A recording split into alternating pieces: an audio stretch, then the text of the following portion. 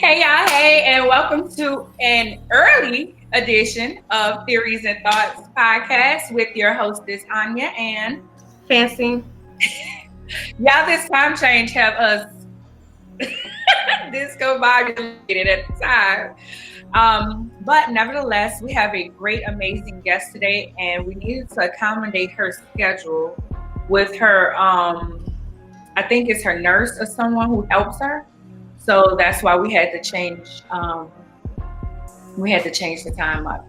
But nevertheless, here we are. We are here to talk about current things. Why not? Right? So the first thing is rest in peace to John Lewis. As you guys know, John Lewis actually, they just came out with a movie.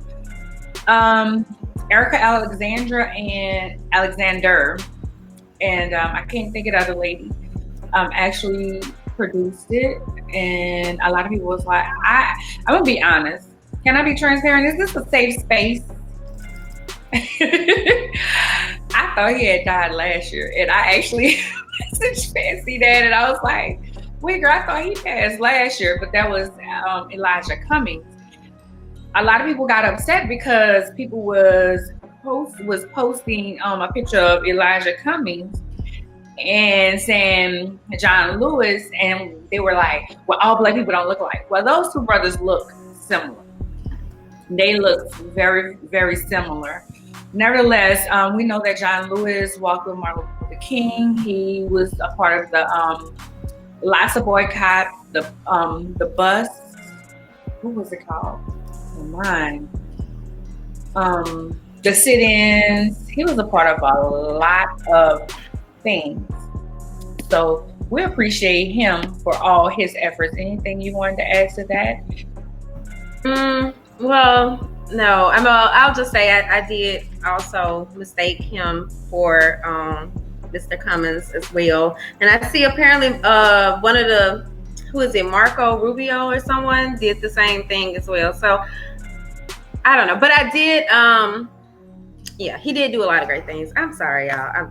I'm multitasking here, but rest in peace. And I do think, that the fight should continue on. I will say that because he really put a lot into it. One thing I did wonder about that was, how did he feel upon passing? Like, did he feel like we had made any progress or not? That was just one thought. And that's the thing. A lot of people were saying, and the movie is actually on Prime, and a lot of people were saying that, Erica Alexander was like, "What is this? Another movie showing how John Lewis got beat up or whatever?" So a lot of people, it was thought that a lot of people thought of him as someone who was always getting hurt or something like that. So I don't know.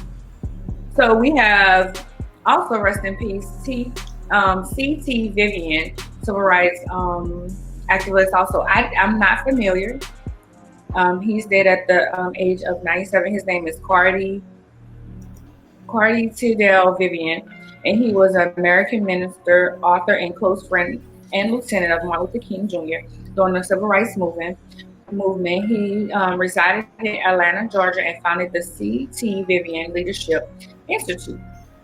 So although he was a civil rights leader that I didn't know, I did want to bring to light. You never know what you will learn whenever some people pass. Some people are in the background and they're not so vivid.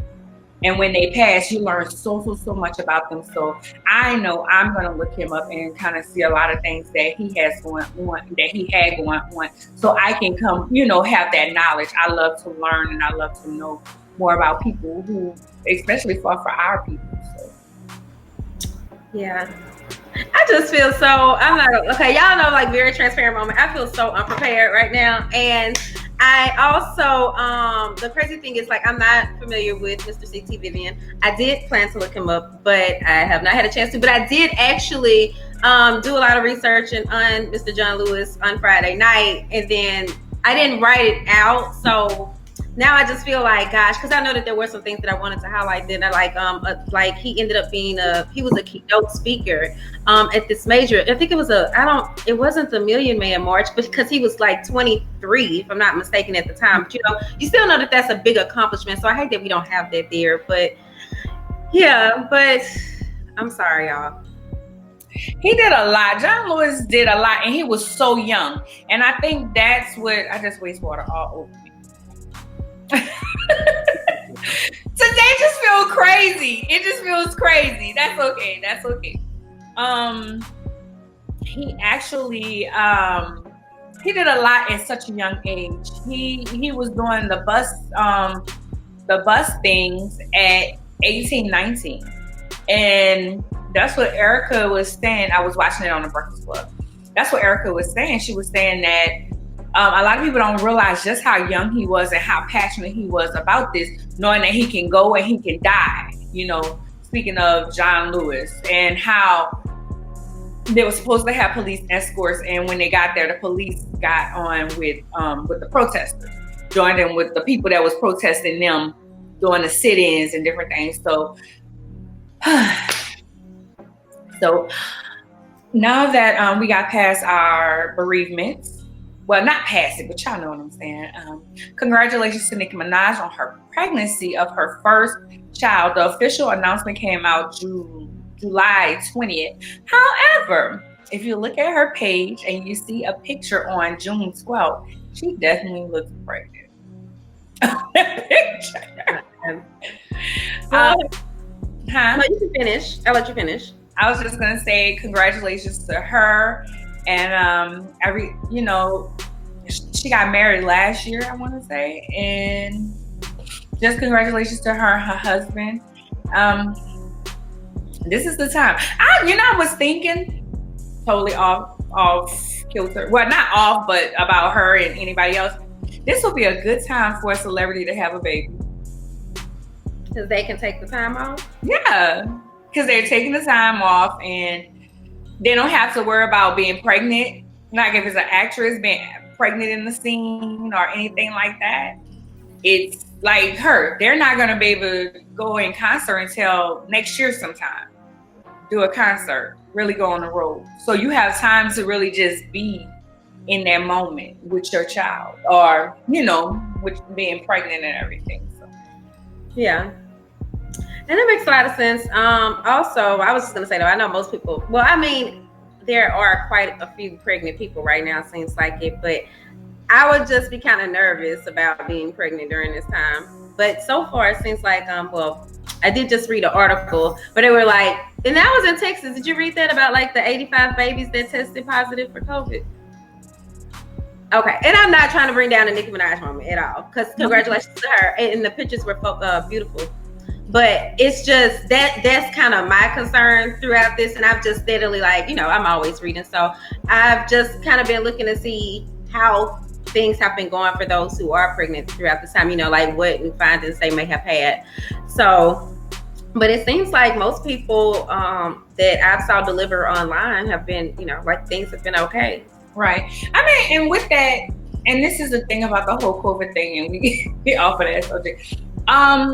They had a story come out today. I don't know if you've seen that, saying that 80% of the stats of people having COVID was untrue. It was false. Mm-hmm. And that's why I don't put a lot into the whole COVID thing. And somebody also posted one day, they were like, COVID is not a death sentence.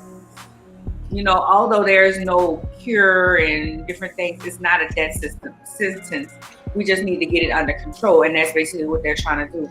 But I don't know. I don't watch the news, so I don't know about it gives me anxiety. I got enough anxiety going on. Yeah, it's probably for the best. But it was in Texas. That's the reason why I asked, because it was they said it was all within one little, town or area or something. Oh. I was just curious. But yeah, so moving on.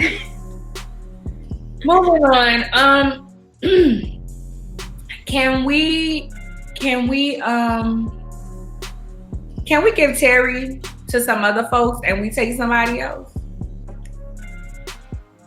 Because that's where I'm at right now with him. I just feel like Terry Crews is just talking to get some attention. I don't know what his wife is doing. He's almost like the other guy that we're not gonna talk about. Like, is he manic also? What is the problem? What is it? And I just I don't know why, but I guess for the longest I was kind of, when I was reading the headlines and so on about him, I was associating him with the White Chicks movie. And then, you know, after so many, you kind of be like, wait, he really into this. Like, this is like, you know. So at this point now, I really don't know. I'm like, if it is for attention, whose attention is he trying to get? Like, you know, who is gonna want to work with him? At least from our community, after a lot of the things that he said, or you know. But at the same time, I mean, maybe if he's going for something that's going to get him into the Oscars or something, somebody's going to pick him up. But it just seems weird. It's like when people do stupid things for attention, you know, you just kind of be like, what is that supposed to get you? But that's kind of how I feel about him. I was really, especially after he went through the Me Too moment, you know, maybe that was the change for him, you know. I don't know. Like, you know, maybe he started talking with more women and they weren't Black women or something. Something just, he seemed okay before. And then, but I've never saw anything about mental health with him. But while just on this subject right quick, and the person that we don't talk about, I do like the fact that a lot of people are addressing, you know, how when it's some people and we know, like, it's known that they have mental health issues, it's one way, whereas when it's other people, you know, and they mention Nina Simone, what is her name, Azalea Banks. I never really knew much about Azalea, but it just seemed like whatever I heard was always some kind of chaotic. But in comparison to that other person, you know, that other person is like, oh, tell him to call me, he needs to. But why aren't we showing the same type of compassion for those other people now? You know, mental health is one of my things. So that just really stood out to me, you know, and I think that I hope that more people are paying attention and like kind of rethinking their actions, because if he deserves your sympathies, your thoughts and prayers, and your, oh, let me give him another chance, give these other people other chances as well. You know what? I seen it on Chrisette Michelle. One of the girls was like, well, why didn't we have the same energy and forgiveness for Chrisette Michelle? Chrisette Michelle went through a miscarriage, which caused, you know, all of that crap with her singing at the White House, and her miscarriage caused her to get a divorce, and she's been so, her career, you know, and she was like, I did it, you know, not for him, but just to show, you know, what she wore had something about Black men, Black on it, and she sung a song that was that too, but nobody gave her forgiveness. Everybody wanted to cancel her, but why haven't we canceled him? Why we give him chance after chance to make a fool of his damn self, and that's the only damn thing he keeps doing. Yeah. Moving on. Yara Shahidi signs overall deal with ABC Studios to develop scripts and unscripted projects through her projection company. This is what Dateline posted yesterday. It says growing star Yara Shahidi is expanding her relationship with ABC Studios. Shahiri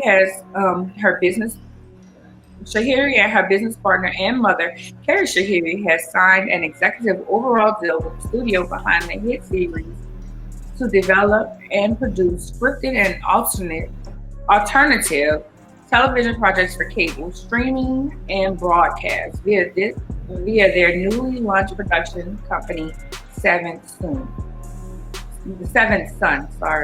The company will be based at ABC Studios and part of ABC Television Studios. I am here for all these young ladies, and that's two off of Grownish, Blackish. That's out here just doing it. I'm here for it. I'm definitely here for it. I love it. I can appreciate it, and yay to her. That is definitely a win for our community and for young folks.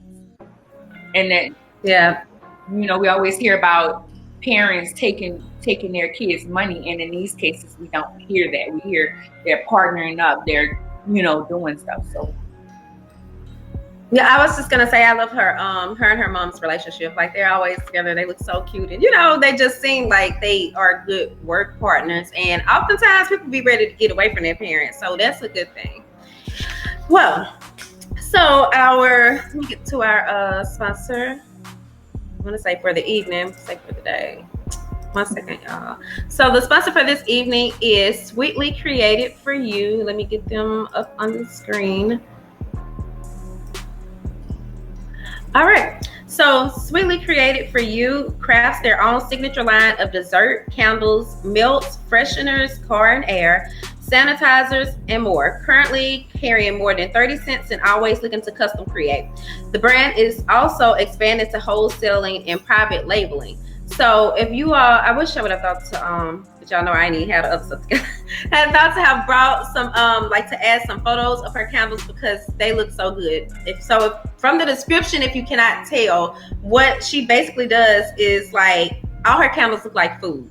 So she does you gotta see them, Anya. They are so beautiful, and she puts so much into them, and she gets so creative. So Brandy Coffee is the CEO, and actually Brandy started this brand because she had colon cancer. So I kind of thought, just kind of pairing along with that, that's another entrepreneur that you all can support that went through something and that happened to bring about their purpose. But Brandy's candles are really great. You all can check out her website at www.sc4ucandles.com and follow her on Instagram at I think I have that combined, I'm sorry, but it's actually at SC4UCAN. That's not right either. Okay, so I will add that one in the comments, but visit her website at SC4UCANDLES.com. Anya, you looked up like a school teacher. I'm sorry, wait, what are y'all doing? No, I was trying to share because I had forgot to share on my pages. And he was like, that's not right. I'm like, what ain't right? That's how you spell candles. I'm sorry. I combined. And I'm like, huh? What you combine? That's why I was like, oh, yeah. I'm gonna bring it, I guess, y'all. Look, I guess that was my little stress breaker right there. Because y'all see, I've been tense. I ain't even able to smile. So let's welcome Miss Keisha Greaves into the show. Wait. I can't hear you. Can you hear us, Keisha? We can't hear you. Can you hear me now? Yes. Hello, ladies. Hi, welcome, Keisha, to Theories and Thoughts podcast. Well, thank you for having me. I appreciate it. You're welcome. Can you tell our audience a little bit about you and what it is that you do? Sure. So a little bit about me is that, so my name is Keisha. I'm the founder of Girls Chronically Rock clothing brand, which I founded in 2017 because I wanted to create something to help empower and motivate. I love it. People in the disability community, because I was diagnosed with muscular dystrophy in around 2010, 2011, when I was in graduate school receiving my master's degree. So I was in my early 20s and boom, out of nowhere, I was diagnosed with muscular dystrophy. Wow. Go ahead, Nancy. Well, I'm sorry, and I'm not as familiar with muscular dystrophy. Oh, of course. I'm still learning myself, girl. So you're just so, and that's great though. You're so positive and upbeat because I was just think, you were just starting in life, but kind of, in life, how did things change for you? How did your life change for you? It totally changed. And yes, I appreciate when people are like, oh my God, you're so positive and things like that. But, trust me, I still have my days and it always was not like this. So as you're right, here I am in my early 20s, living my best life, going out with friends in graduate school. And then I started to get really weird symptoms where I would just be walking and my leg would kind of just give out on me, out of nowhere, and I would just fall to the floor. And when I fell, it wasn't like I was able to give myself back up. It was pretty much a dead weight where I needed 1 or 2 people assistance to get me up. So at that time, I just thought, oh, I need to lose some weight, no big deal, just kind of brushing it off. But it was the last time me and my mom and sister were leaving the supermarket, and then boom, I fall again. And I'm like on the floor. And then I remember a strange man came over and was like, oh my God, do you need help? Because my mom and sister weren't able to get me up. So my mom at that time was like, I think you need to go see maybe an orthopedic because something's not right. So I'm just like, all right, still not really thinking anything of it, like just brushing it off.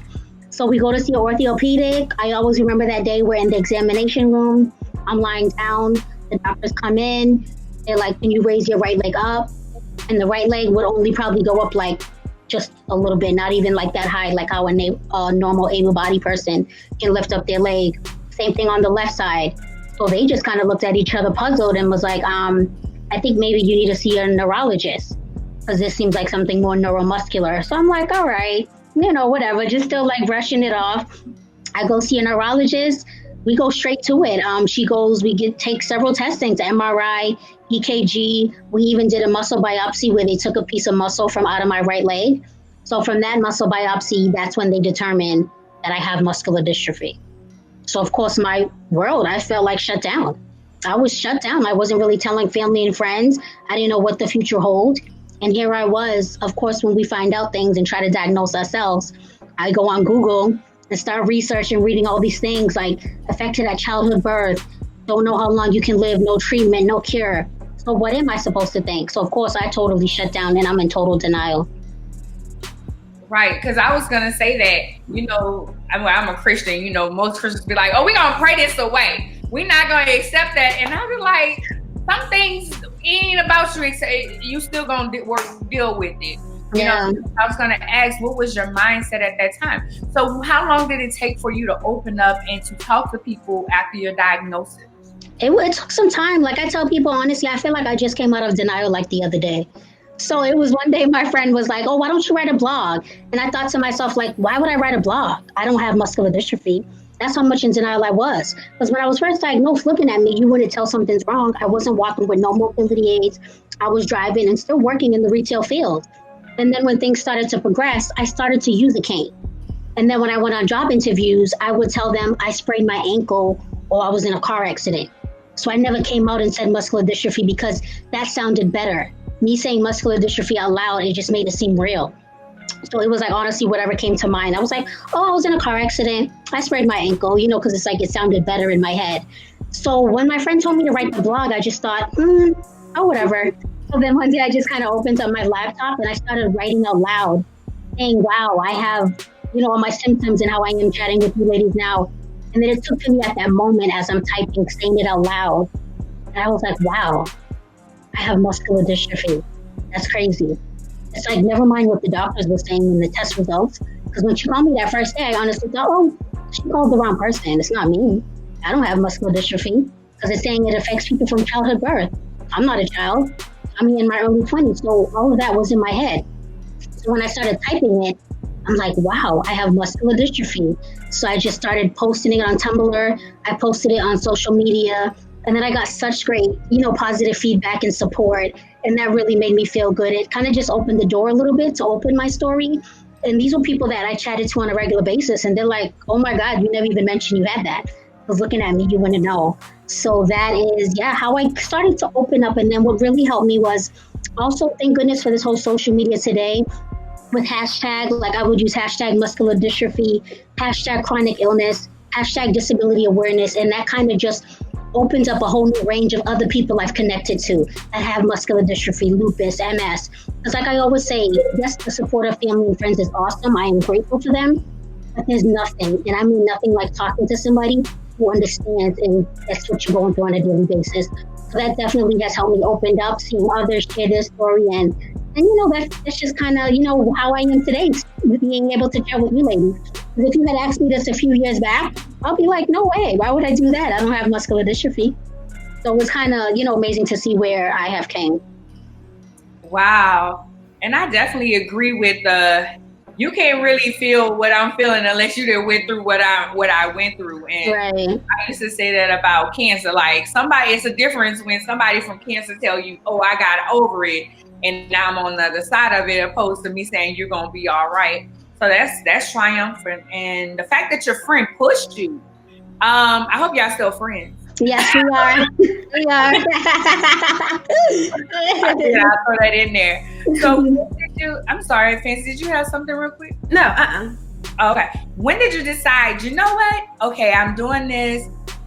I'm gonna do a fashion line. I'm gonna really like put myself out there, because it sounded like you was just like, you know, I don't have it, and then you were kind of like, well, okay, I'll just talk to these people, and I'm gonna share my story. Now all of a sudden, you have a whole movement, like a whole thing going. Like, this shirt is cute. Yes, I love it. Thank you for rocking it. Let me show. I'm trying to. Well, I'll try to show mine before you get out, because I'm sitting a little lower, but I think I'm fine. So how I started Girls Chronically Rock and how that came about is I always had a passion for fashion. I always wanted to be an entrepreneur, own my own line, because I studied fashion design and merchandising at Framingham State University out here in Massachusetts. So, of course, when I was diagnosed, I'm thinking, oh my God, what does my future hold?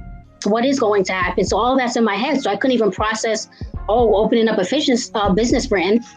So then as time went on, when I started to come out my shell and open up about what was going on with my muscular dystrophy, I thought, I'm a true believer in things do happen for a reason. So I thought, why not create something to help inspire and motivate others and kind of express my journey and my feelings through my line. So, because I love always wearing graphic t-shirts, different logos. I always say like random things. So that's how I started off with the t-shirt line. And so, and then I started off with first on Etsy.com. And then from there, I kind of just was like, it's time to, build my own website and look more professional. So the logo changed, everything got revamped. And then that's when I have my own website now, Girls Chronically Rock. But I plan to do so much more just beyond t-shirts. Like right now I have accessories, I have men's line, Kids Chronically Rock. I added some home decor pillows. So it's like I plan to do so much more. I plan to create an adaptive clothing collection under the Girls Chronically Rock umbrella for people with disabilities, because what people may not understand is that it takes us a while to get dressed on a regular basis with, the weakness in our limbs and our bodies, and with the different disabilities, chronic illnesses out there. It's a challenge getting dressed, and that's with my personal care attendant help, where just putting on a t-shirt can take some time. So something that's more functional in clothing, like something with snaps on the shoulder that will be easy and functional to pull over my head and my arms to get through. And, so I would love to do that under the Girls Chronically Rock umbrella. I would love to see Girls Chronically Rock in some more fashion shows. And I'm looking to honestly get it into some department stores such as Target and Macy's, and just looking to build Girls Chronically Rock into that major empire. I love it. Thank you. I love, because, just the how you're looking ahead and incorporating things, as well as even when you just said that about the fashion shows, I was like, I think they're kind of a younger group, but I definitely would like to connect you with someone else that I'm just thinking of. I think they do like an inclusion fashion show. Yes, definitely. I think that would also be a good, avenue. But it's just like, I'm just still kind of amazed. A lot of times we might discover something about ourselves, or just think of, like get some type of diagnosis, and we don't really know how to move on. And then when you shared your process, I really understood what you went through, like how you finally were able to accept it. But for those, who may still kind of be struggling, what did you suggest to them? Like how do you, because you actually taken your pain and turned it more into your purpose, and found a way to prosper off of it or profit off of it. But I know a lot of people just still kind of be like, the woe is me. And I also just want to note right quick too, I think even with what you're doing, like with the line itself, I kind of thought you were going to say that, like with the fashion, kind of to make other individuals be more excited about getting dressed as well, or just getting that energy, like, let me look cute today, Exactly, definitely, especially with the inspirational quotes I have on, my t-shirts and things like that. So yeah, because it took some time. Did you? But then the question was actually, I'm sorry, because I made the note. But the other question was like, what other advice would you give to those who might be still, struggling with the diagnosis? Oh, yes, of course. So what my advice would be is that definitely what helped me is reaching out and, using this social media platform. Like there's so many different support groups. There's one for muscular dystrophy, lupus. So I would say if you was just newly diagnosed with something, I would definitely say use the hashtags on social media. And feel free to reach out to that person if they're posting like, oh yeah, I have muscular dystrophy, I've been living with lupus. feel free, because I know that's what I have done, and it definitely has helped me. Like, hey, I see that you're going through this. I was just recently diagnosed. How do you deal with it? Do you feel this fatigue in your body? Like, what's going on? How do you deal with this situation? And it definitely has helped, because at the end of the day, they get it. They totally get it. So I would definitely say reach out to others that can understand what you're going through at that moment. And I think that would, because it makes you feel like you're not alone. Right. Yeah. I'm over here like, this is dope. Well, thank you. I'm glad we was able to accommodate the time. Yes, me too. And thank you, ladies, for doing that for me. You're welcome. So what does a day in your life consist of, if you don't mind me asking? Sure. A day in my life consists of when pretty much I wake up, my personal care assistant comes in because I need help getting out the bed. And then from there, I would go into the bathroom, go in the shower. I'm pretty much able to shower and stand in the shower on my own. But even taking a shower is exhausting.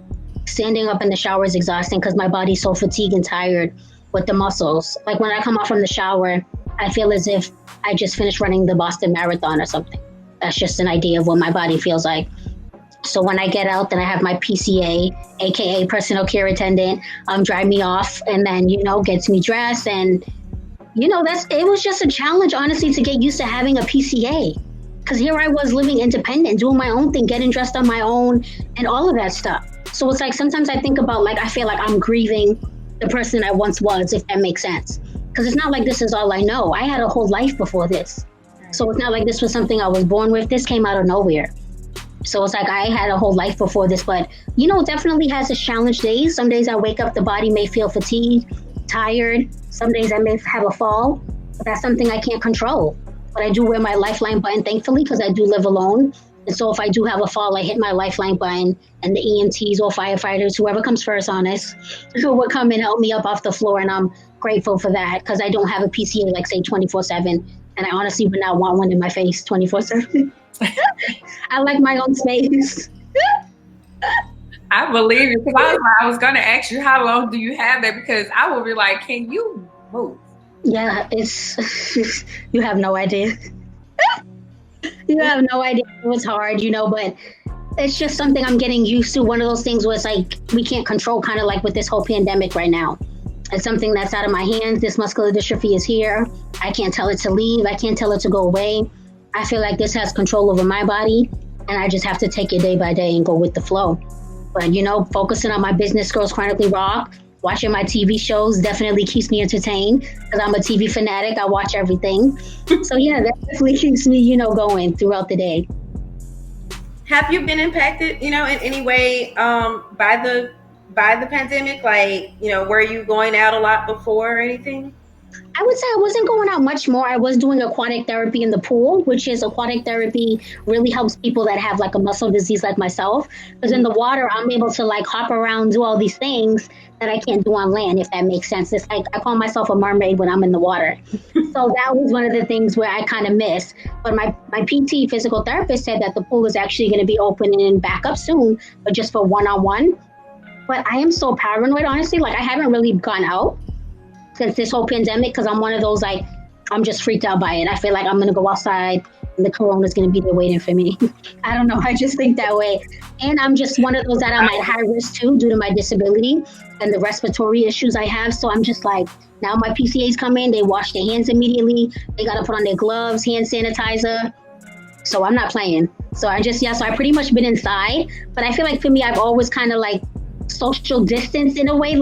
I kind of feel like this wasn't nothing new for me. Yeah. I kind of feel like, well, damn, I'm here, I have to social distance because I have to, because I don't know what is going to happen out there. And then especially when people are out there, I'm hearing that are not taking it seriously, not wearing their mask. It's they're not making me feel confident than to go outside, if that makes sense.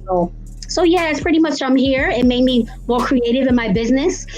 Now I created masks out of my t-shirts that I have in inventory because I'm just the mask seems like it's going to be the new fashion trend, honestly, until further notice. So it just kind of gave me a mindset to think of more productive, creative things to add under Girls Chronically Rock umbrella. Well, I also noticed that you just mentioned that is it because of the muscular dystrophy that you mentioned the respiratory issues. Like, are Yes. respiratory issues a symptom? Okay. Yeah, because I have like something with the breathing, and it does. My particular type of limb girdle muscular dystrophy does affect my heart, so I have to make sure to go get an echocardiogram once a year. So far, so good though. So hopefully, it stays that way. Yeah. Okay. Well, is there anything else? Onion, did you have any other questions? No, I didn't. But thank you. Yeah.